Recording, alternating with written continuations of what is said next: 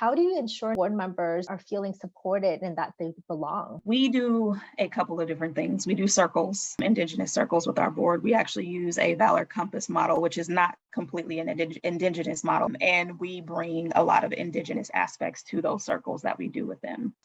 We do that explicitly to have conversations around diverse perspectives. You cannot lead if you do not know where folks come from. A part of that is really based off of relationships. For folks to feel a sense of belonging, you have to be able to have relationships. And I think in our current world, which is very much built on colonial practices, it's very much transactional. It's very much like, when do we get this thing done? How do we do this? Skill-based. One of those pieces that is oftentimes left out is relationship.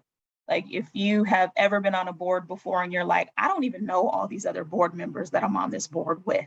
I don't know anything about them other than the name of their business that they actually work for and what they do for our board specifically. That's not a sense of belonging. That is being in a space to get a job done, and you move on to your next thing every single time, right? It's a checkbox. We really focus in on being able to build relationships with our board members, not just from the district and leadership teams, but also from the side of supporting with board members really getting to know one another. You cannot lead and make decisions for communities when you yourselves as a board do not know one another, because you're all coming from different spaces and you're all seeing things from a different angle. And in order to understand those angles, we have to know where you come from and how you've come to be where you are currently. That is just more so the ancestral practice of being in community. In order to be in community, you have to have relationships. You have to ask people why. You have to pay attention to when they're hurting, and you have to be able to have those conversations. In order to talk about if something is racist or if I am being tokenized, we have to be able to have those strong relationships so that we can actually speak to those things.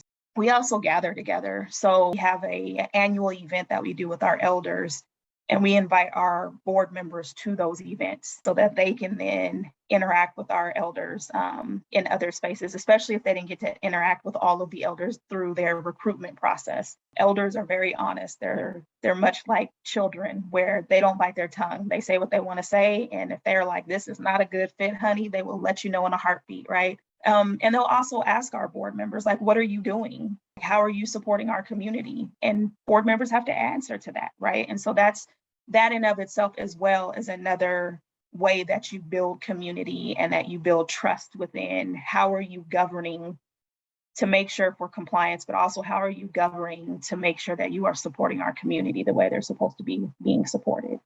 In addition, we also have our board members come into the school. So we ask them to come in and be a part of our school community. Of course, we're always very careful to make sure we don't have too many board members there at one time so that we don't end up getting into, public disclosures and all of those different things and whatnot.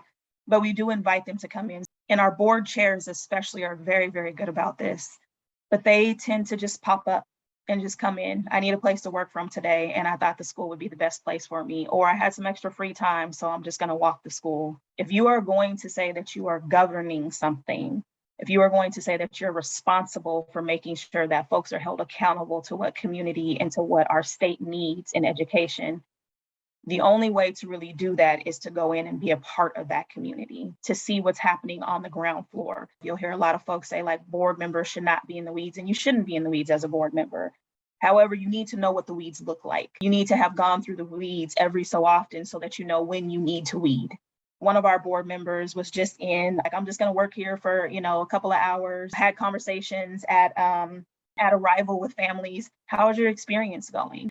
Being able to be introduced, but even from a family's perspective, to be able to say, now I know who this board member is, then it's like, oh, like that means something to me. Like, I know you care about what's actually happening with my child in this space because you're out here having a conversation with me, and there's nothing that makes you have to come out here and have a conversation with me, right? And there's also no buffer. If you're having this conversation with the family and this is my experience, and there's something that's a little bit askew, well, now I can go back to the CEO as a board member and say, hey, I had a conversation with the family and they said this is their experience. Like, what's going on with that? I think that's really important when we talk about high levels of excellence and high levels of accountability. As a board, we have to have relationships.